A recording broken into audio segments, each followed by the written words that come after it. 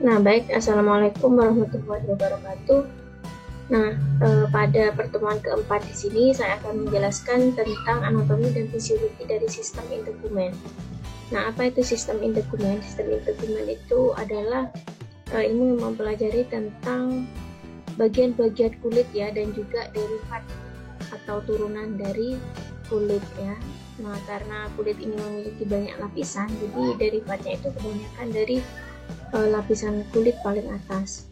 Dan kenapa sistem integumen ini penting untuk dipelajari? Karena sistem integumen ini merupakan suatu bagian dari organ tubuh yang letaknya di paling luar ya dari tubuh kita, dan membatasi antara diri seseorang dengan lingkungan hidupnya ya yang ada di luar.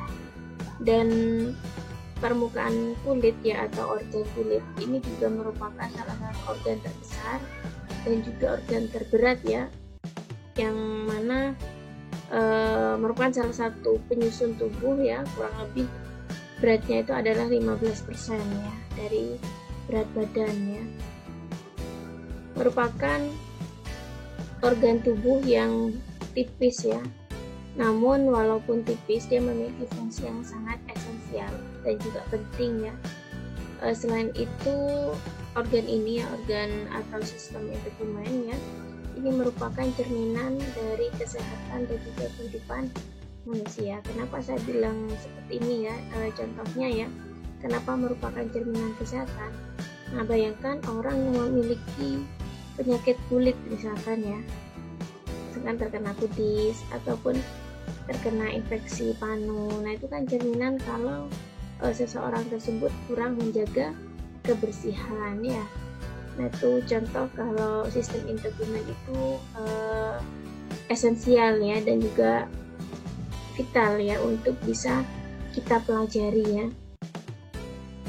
Nah, selanjutnya saya akan menjelaskan tentang apa saja lapisan kulit ya yang menyusun tubuh kita. Yang pertama adalah lapisan epidermis ya, atau kutikel. Lapisan epidermis ini merupakan lapisan yang paling atas ya, yang terdiri dari beberapa stratum ya, corneum, lucidum, granulosum, spinosum, dan juga basal.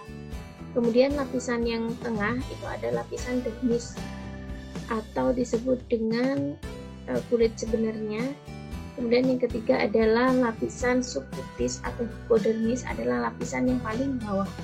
Nah, saya akan bahas tentang lapisan epidermis dulu ya, yang paling atas.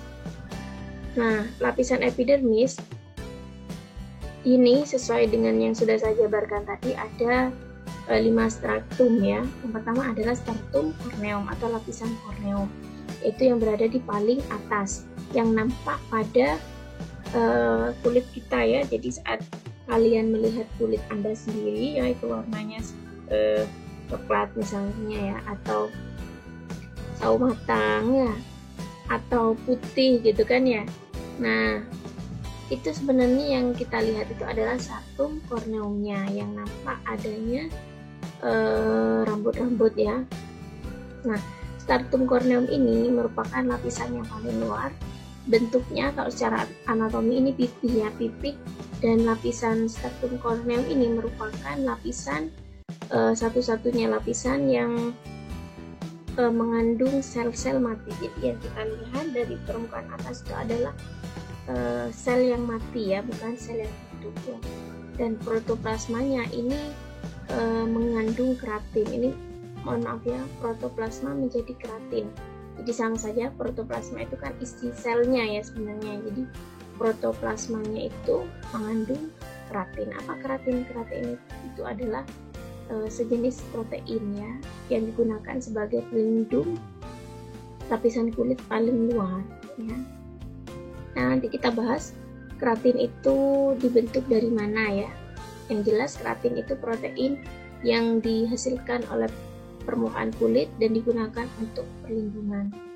Kemudian lapisan yang kedua itu adalah stratum lucidum ya, yaitu lapisan yang ada tepat di bawah korneum ya. Nah, ini ya lapisannya lebih bening ya, lebih gepeng, dan mengandung protoplasma elidin. Jadi sebenarnya elidin itu juga sejenis protein ya. Protein hanya saja fungsinya sama ya, sebagai pelindungan, termasuk protein keratin, namun warnanya kuning ya. Kemudian tampak jelas pada telapak tangan, tetapi tidak jelas pada permukaan kulit lainnya. Jadi stratum lucidum ini memang lebih banyak ditemukan pada permukaan kulit tebal ya. Kulit tebal itu seperti tangan, telapak kaki ya, telapak tangan dan telapak kaki. Nanti kita akan belajar apa perbedaan kulit tebal dan kulit tipis. Kemudian saya lanjutkan, lapisan ketiga itu adalah stratum granulosum ya, letaknya di bawah stratum lucidum.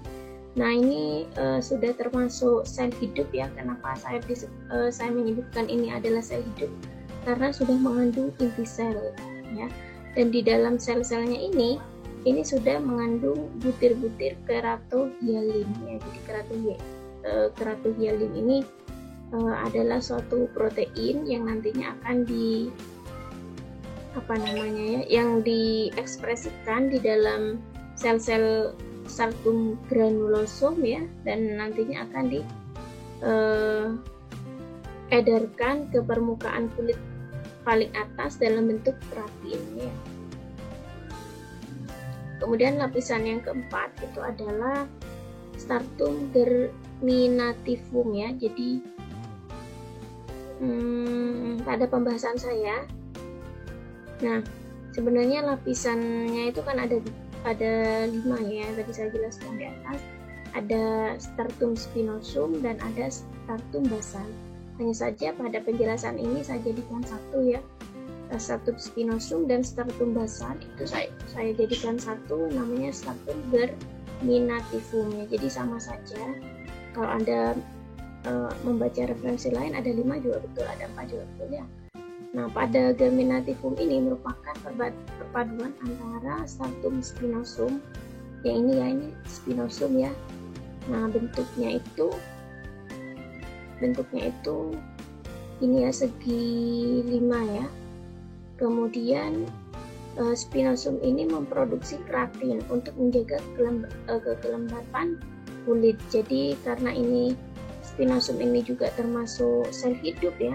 Ini juga ada inti selnya, hanya saja bentuk selnya yang berbeda ya. Nah, pada stratum spinosum ini fungsi utamanya memang untuk memproduksi keratin. Nantinya akan diekspresikan keratin dan diedarkan ke permukaan kulit paling atas ya, dalam bentuk keratin ya, sebagai perlindungan. Nah, kenapa keratin ini penting ya? Karena keratin ini berfungsi untuk menjaga kelembapan kulit ya. Nah, jadi saat kita mandi misalkan ya, air itu tidak mudah untuk masuk ya ke dalam sel-sel kulit kita. Nah, memang ada pori-pori di dalam kulit kita, tapi gambarnya tidak ditampakkan ya. Pori-pori itu juga bisa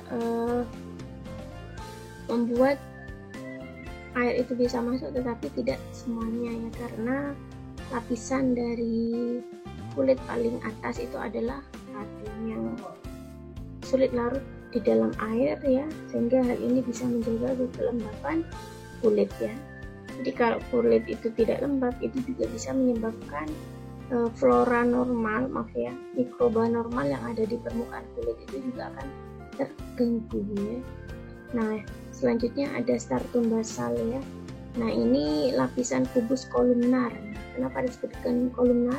Karena ini bentuknya adalah kolumnar ya, lebih gepeng ya, ini ya, lebih gepeng dan juga lebih panjang dibandingkan dengan spinosum ya. Nah, ini juga di dalam stratum basal ini juga terdapat yang namanya sel-sel melanosit. Ini ada sel melanosit ya. Melanosit itu artinya melanin ya. Jadi pada stratum germinativum ya, yang ini ya, dari lapisan ini germinativum, dari stratum spinosum sampai stratum basal, ini merupakan sel-sel yang sudah aktif membelah ya. Jadi setiap harinya sel-sel itu dilakukan pembelahan ya, karena setiap harinya kulit kita itu terpapar oleh sinar UV ya. Bagian atas ini lama kelamaan juga akan rusak ya, rusak digantikan oleh keratin yang diproduksi oleh sel-sel spinosum yang ada di bawahnya ya. Ini rusak, misalkan lagi sel-sel di sini aktif membelah untuk menghasilkan keratin ya. Keratin nanti diedarkan ke stratum granulosa dan juga ke stratum lucidum dan akhirnya sampai ke keratin lapisan atas ya. Kalau melanin ini fungsinya untuk membentuk pigmen ya atau warna kulit. Nah, ini contohnya ya sel-sel melanosit yang terdapat pada stratum basal ya. Ini ya bentuknya seperti ini bercabang.